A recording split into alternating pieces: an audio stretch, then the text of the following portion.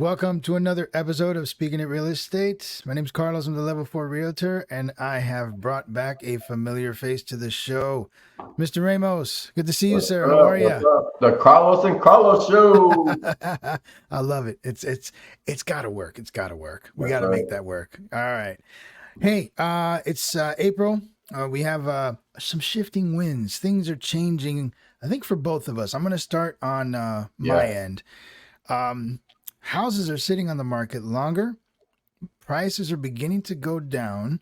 Yep. Um, and But I don't see any changes with regards to buyers being able to successfully acquire loans. From my end, I still hear difficulties because of cash reserves, credit scores, things like Mhm. that.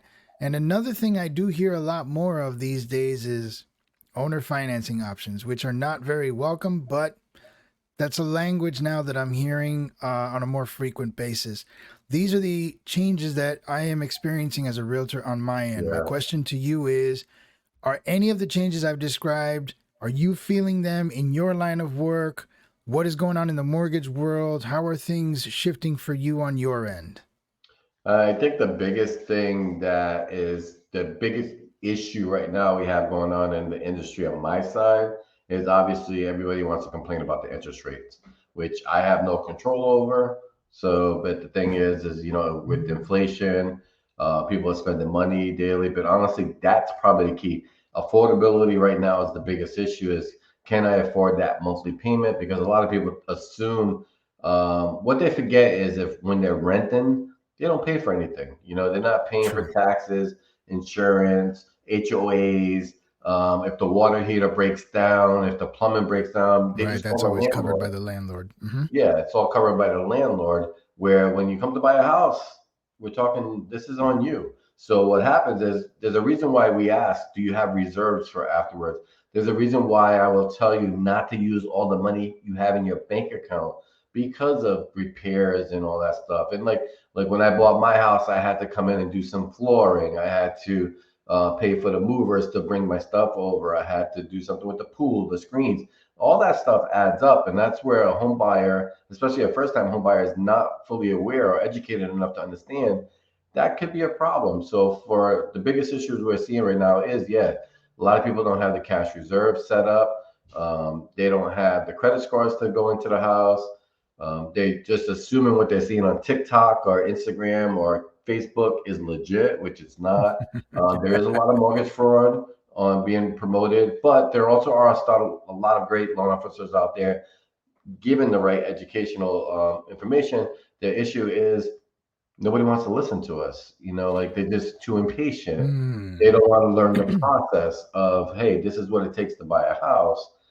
They just assume like it's HGTV and they can just Oh, yeah. look at a house, go in there and get a loan, and they're done. It's just not how it works. Yeah. So it's not TV like tends the to loan. hide the pain. Yeah, it's not the lenders are not trying to be difficult. It's just we have to do our due diligence. Like Carlos, let's be honest. If I came up to you right now and you didn't know me from anyone, okay, and if you're a viewer watching this, if I came up to you right now and said, Carlos, I need $400,000, will you give it to me? No. You don't even know me. You're gonna say no, right? I mean, Absolutely not. so what the lenders are doing is they just want to know, do you have the ability to repay? Because that's really the key. Can you pay back the loan? That's why we ask for the pay stub, the W-2s, the tax returns, all that stuff. We're Got to not trying to verify. yeah, we don't want to, we're not trying to be jerks about it. It's just we want to see that from you. Now, what we get is also too is we also live in a world where everybody wants to be an entrepreneur. So we have a lot of people that are going from W-2 income Oh, yeah. to self-employed income and not 1099s. understand the rules that once you become self-employed, the clock starts all over again, The So rules there's start just a to lot. change there. Yeah. Yeah, Yeah. yeah. There's a lot of stuff that's going on in that. So I know I just threw a bunch of junk in there, but No, um, no, that's true though. That's true. You do have shifting winds. Things are mhm, changing. People's lives are changing. Second jobs, yeah, and some of them are 1099s. And you can't just lump the whole W-2 1099, that each one has different rules, Yep. which means I'm sure when you look at income and things like that, you tell people, listen, with this one, I can work with this, but with this, I'm going to need XYZ. Yeah. That suddenly represents a bunch of wrenches in the plan.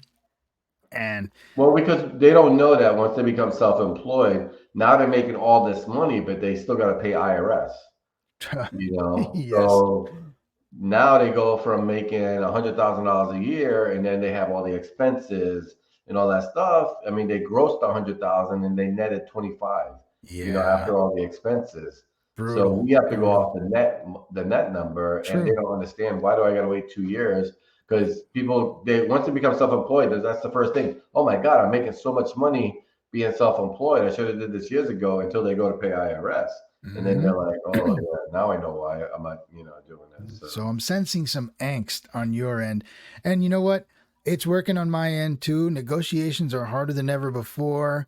The market is slowly shifting toward buyers, but it's not like it's almost like it's begrudgingly that way. Like buyers know that they can wait sellers out, so sellers are very antsy about the whole price dropping thing. But well, the it depends a on price range too, though. It really does. Like the yeah, price range does make a difference. actual days Once you on go markets. higher, it's a Mhm. little different. And but yeah, that I just think people need to get in their heads. The days of the 2% rates, the 3% rates, Gone, the 4% rates, they're gone. gone. What you're seeing right now in the high sixes, sevens, seven and a halves, almost eight for some people, guess what? This is it. And if you Hmm. have the ability to buy a house in this market with that interest rate, you buy the house because there's not many people that can do it, and make that house your own. And then in the future, worry about refinancing. The key is to get you into that house so you're not living in your car or living in the street. So, question: I Yeah. know both of us, respectively, pay attention to the news with regards to interest rates. You more so than me, naturally. So, I just posted a video yesterday where I predicted my based on what I'm seeing and reading. I don't think the percentages are going to go up or down for quite some time. Do you Yeah. agree with that sentiment? What are you I, thinking or I hearing? absolutely agree with that. I think because we're in an election year, people are still spending money like crazy. Credit card debt is out of control.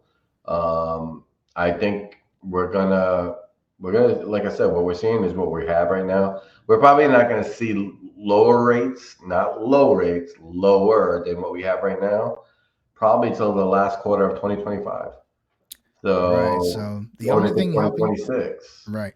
So the only thing really helping buyers and well, actually buyers, they're not helping sellers. Buyers are in my side, the days on markets are going up, and when that happens, prices do tend to trickle down. So Yeah, that seems to slowly, be slowly, yeah, that slowly. seems to be Yeah. the recourse. So with that said though, I did hear from a little birdie Yeah. that a famous program is going to be coming back to Florida. But I know that this program, every time it shows up, it's super hot and it only lasts like, it feels like a week. So please, if you could explain to me in detail and to our audience the tenants, rules, concept of the Hometown Heroes program. All right. So the Hometown Heroes program is expected to come back July 1st. $100 million available for first-time home buyers looking to purchase a home anywhere in the state of Florida. Now, the only one that doesn't have to be a first-time home buyer is a veteran. They are okay to buy another house using the Hometown Heroes program. And let me give you the definition of a first-time home buyer because you possibly could be a first-time home buyer and not even know it. And now, first-time homebuyers is somebody who has not owned the property in the last 3 years. Okay, Okay. so if you owned the home 5 years ago and you've been renting, you're considered a first-time homebuyer, and you may be eligible for this program or any other programs out there. Okay, so a lot of people think, well, I owned a home before, so I'm not a first-time homebuyer. If you not owned a home in the last 3 years or more, you will be considered a homeowner. Now, I do need to say something regarding that first time homebuyer part because what I do see a lot is people getting divorced. So we have the D word, which is very negative, but it does happen.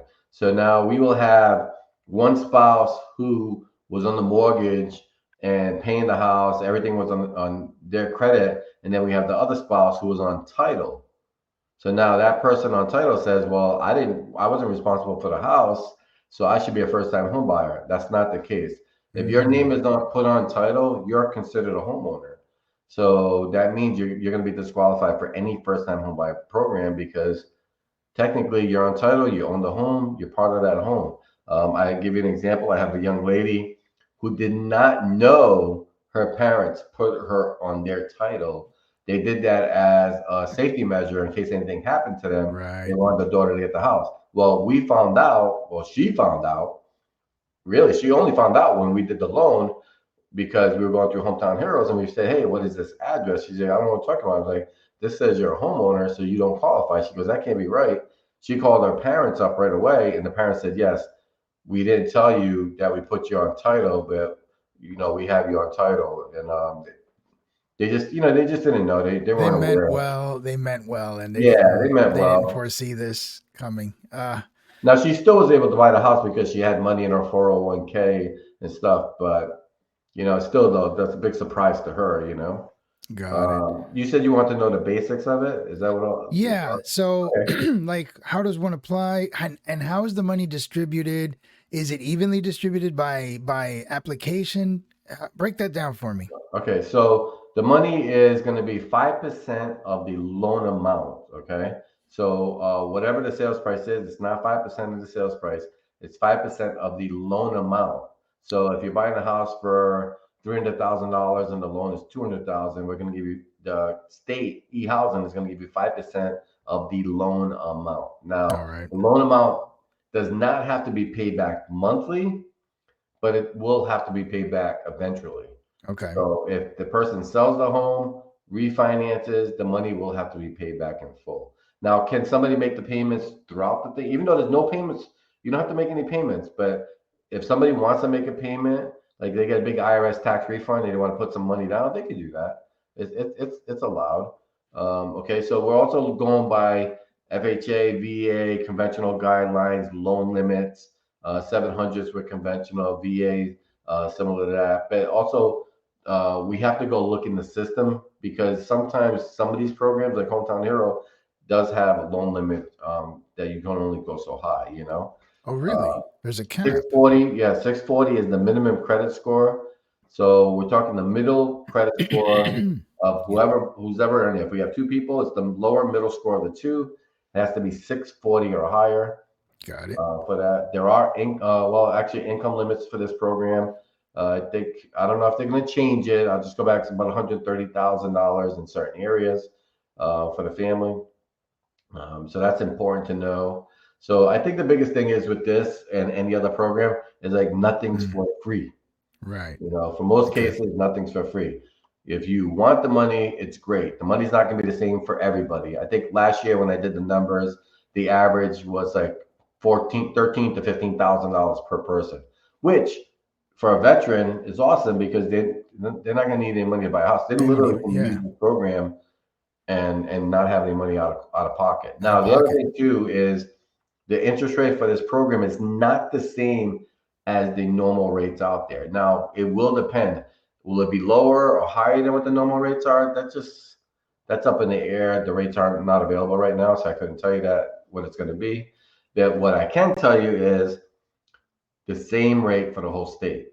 So Okay. if you're working with another lender and you're not happy with that lender and you want this program and they give you an interest rate, if you come to me, it's going to be the same interest rate. Got it.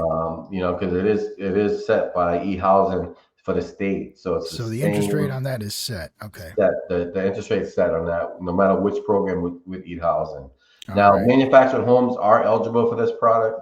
Post But 78. yeah, Right. I think it's 95 or newer. Oh, it's Um, 95. Oh, okay. yeah, 95 or newer for this program. So just know that everybody looks at manufactured homes because of the cheap price, but there are a little other stuff that's involved with manufactured home, engineering Right. reports, well, septic.